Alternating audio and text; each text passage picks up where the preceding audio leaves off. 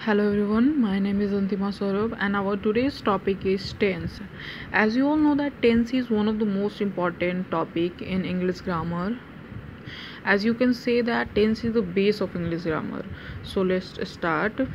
Tense means time और समय जो है वो तीन ही हो सकता है, जैसे कि अभी जो है, एक जो बीत गया और एक जो आने वाला है, यानी कि प्रेजेंट, पास्ट और फ्यूचर।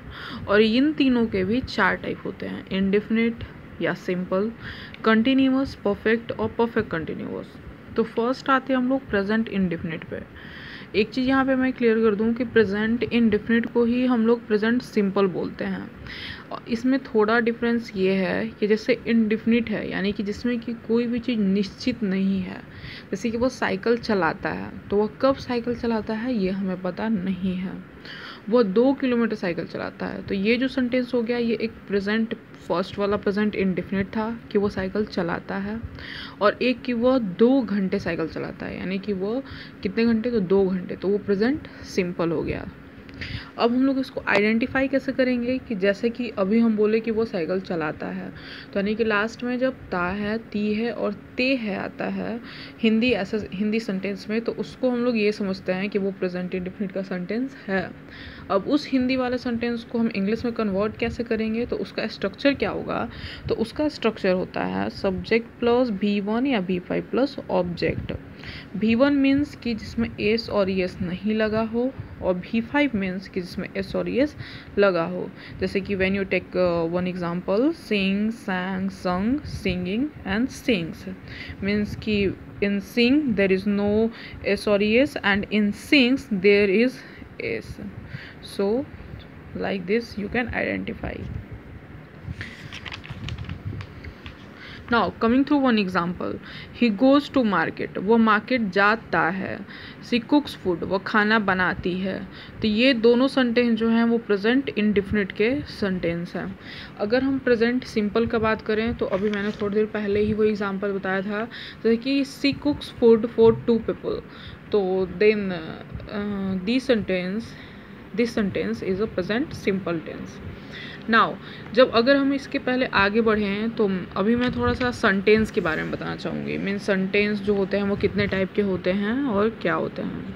जैसे कि सेंटेंस जो होता है वो एक असेटिव सेंटेंस होता है, और इसी को हम लोग अफर्मेटिव सेंटेंस भी बोलते हैं। निगेटिव, इंट्रोगेटिव, ऑपरेटिव, इम्परेटिव और एक्सक्लेमेटरी, तो ये सारे टाइप्स के सेंटेंस होते हैं। और भी बहुत होते हैं, बट ये जो हैं ये 5-6 ये मोस्ट इम्पॉर्टेंट है, तो इसलिए मैं अभी यहाँ पे बता रही हूँ। ये जो है assertive sentence, when a sentence start with a capital letter and end with a full stop, then you can say that the sentence is assertive or affirmative sentence.